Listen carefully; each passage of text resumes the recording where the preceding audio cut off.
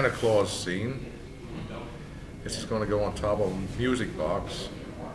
Santa's going to be reading a book to some children. Someplace I have a rabbit, a dove, probably go on his shoulder, and a reindeer in the back looking over his shoulder. And I'll eventually assemble that on top of a music box.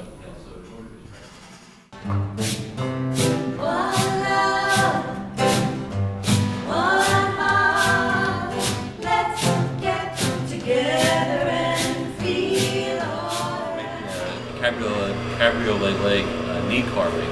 I have a coffee table I'm making at home, and carving out the ball and claw foot is a decorative part of a table leg. And more than just the foot, the knee is being carved to show an acanthus leaf pattern to accent the knee. And I only have 8 of these to do.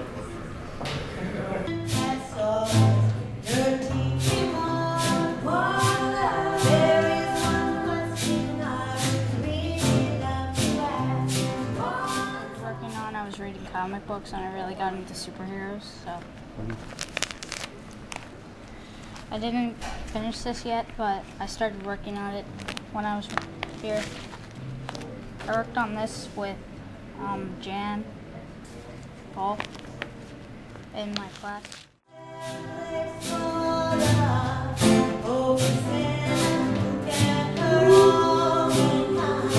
I'm working on a landscape.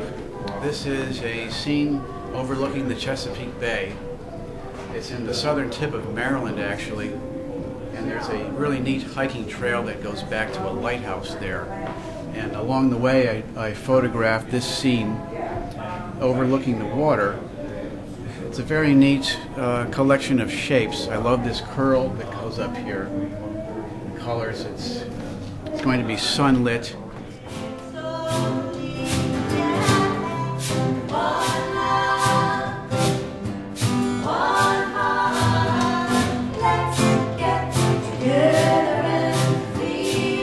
The messages are written with ceramic pencil, which is actually fired into the clay, so it won't wash off. People always want to know whether these messages are going to wash off. I promised for 1 year that I would do horses. And the reason I did that was because I wanted to focus on something, because I love horses, and because the filly won the Belmont for the first time in 102 years. So I kind of did it as a dedication to her gumption, because that's the longest race in the Triple Crown, and it's the first time a girl won it in 102 years. So I just...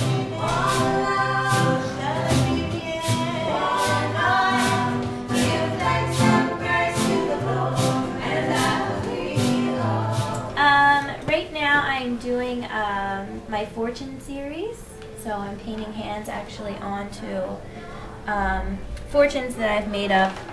I've done stamping onto there, and then I do lucky numbers, and usually it's autobiography, something that's come from my life, and then I use a phone number that reminds me of that one fortune that I've made. And I have the beautiful in the background to go with my theme. They're sculptures, but they're very soft sculptures, made with a basic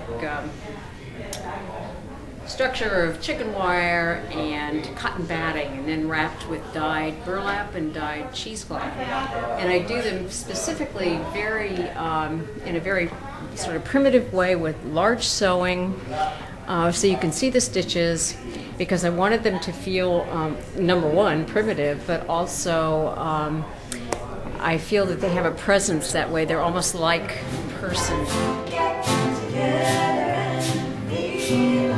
So what I'm doing right now is just pulling the walls up to thin out the thickness of them, and also even it out so the wall is an even thickness the whole way down.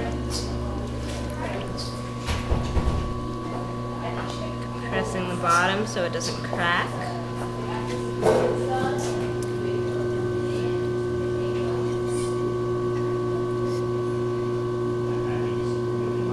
So you actually move the clay by pinching it gently between your fingers and rising up with it, and that makes it follow you as you go up the wall. So you can get the clay from the bottom all the way evenly distributed along the wall.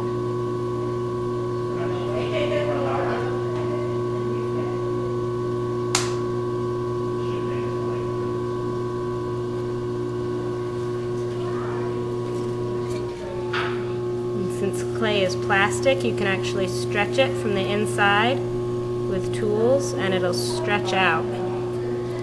Like porcelain is known for its plasticity.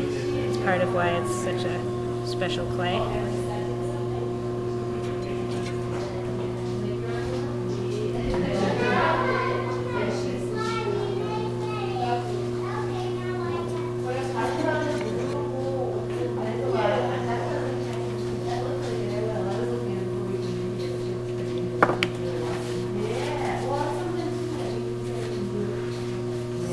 About it.